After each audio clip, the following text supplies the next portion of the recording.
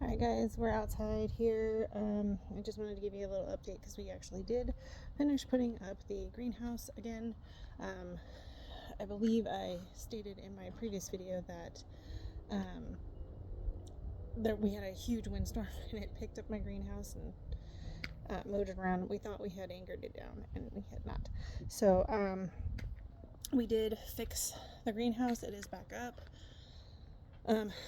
And it's pretty stable. It's pretty in the ground. So what we used were the pet stakes, in case any of you are interested in putting up your own greenhouse and don't know what to use.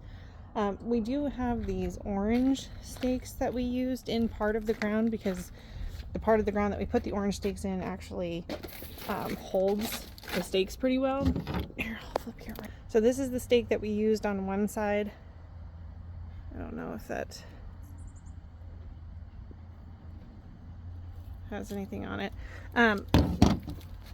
So we used that for this side, and then we used this for the opposite side. It's called a pet stake, and it's got the corkscrew.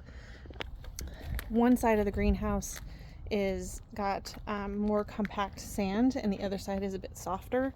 So that's why we use the two different types of stakes. That's the whole reason why the greenhouse got picked up and moved during the windstorm, because of that. So sorry, I didn't even show you the greenhouse. The greenhouse is back up.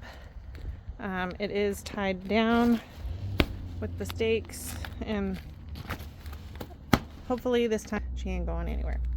But yeah, so if you have any questions about that, let me know. But yeah, it's pretty standard. And those stakes work really well. Sorry, I got weird hair back here. We actually used them in the ground for our dog run outside.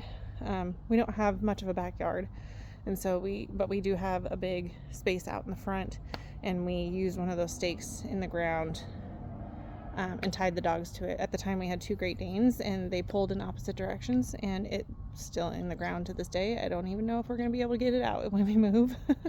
But yeah, so hi little creature.